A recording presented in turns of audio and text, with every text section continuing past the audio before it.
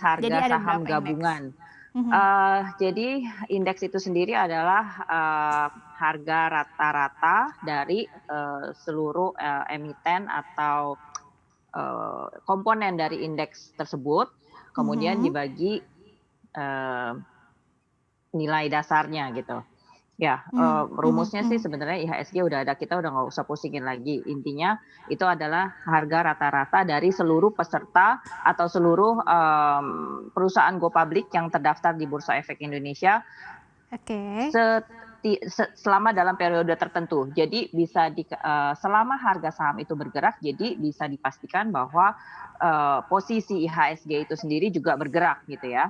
Mhm Setiap mhm hari mhm itu mhm. beda-beda karena of Iya. course nggak mungkin harga saham kita flat aja ya kan, setiap hari pasti ada pergerakannya.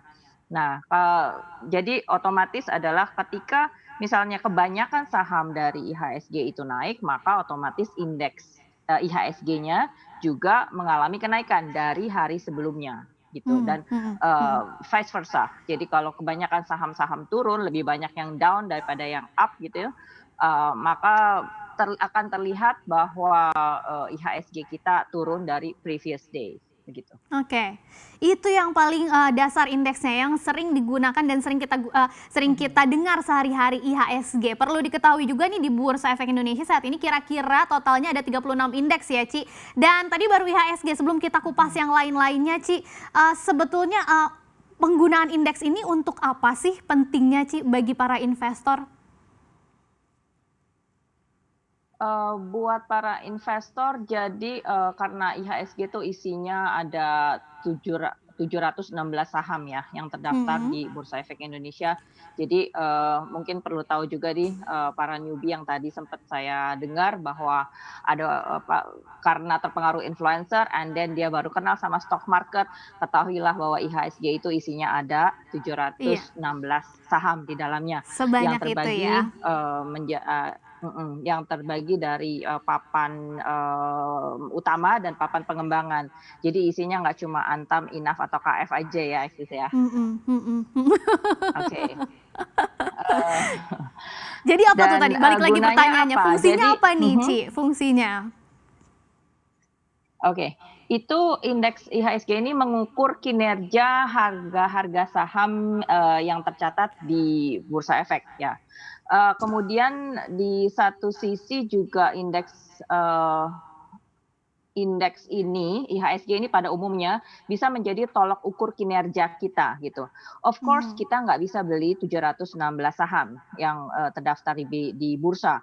Tapi, Iya. apakah kita punya performance atau portfolio saham kita mampu beat the market atau tidak gitu.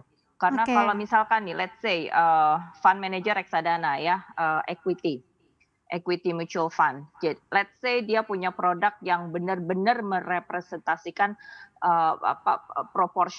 proporsinya itu benar-benar merepresentasikan, member-member bursa Mhm. di dalam, produknya dia gitu ya, and then dia trading-kan selama beberapa waktu. Nah, let's say Mhm. misalkan sebulan, Mhm. eee, apakah kinerja mutual fund-nya itu benar-benar bisa beat the market alias kondisi IHSG dari awal bulan sampai akhir bulan. Nah, misalkan awal bulan IHSG posisi di 6.000 and then akhir bulan IHSG di posisi 6.600. Nah, ada kenaikan 10%. Nah, Iya. kemudian dibandingin yuk tuh sama kinerja reksadananya, apakah reksadananya bisa juga menghasilkan minimal sama dengan market atau lebih?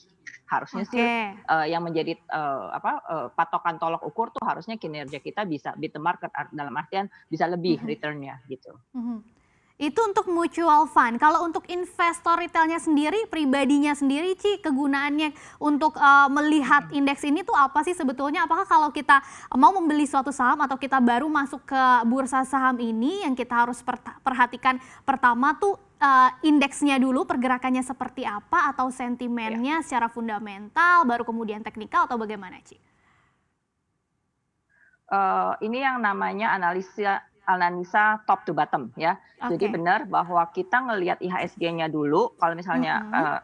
saya teknikalis gitu ya. Jadi sebelum saya memutuskan untuk masuk ke sebuah market, saya lihat dulu pasar besarnya nih kayak gimana ya.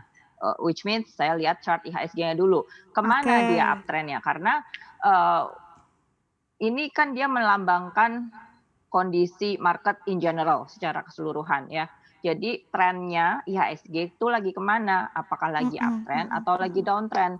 Kalau mhm. downtrend biasanya karena ini kondisinya in general, jadi oke lah, maybe one or two saham nggak yang bukan index mover itu nggak akan kena hantam. Tapi Oke. lebih susah trading ketika market besarnya itu atau the major trend itu tidak mendukung alias tidak uptrend. Jangan lupa untuk menginstal aplikasi CNBC Indonesia yang tersedia di App Store dan Play Store untuk terus mengikuti perkembangan berita ekonomi dan bisnis terkini.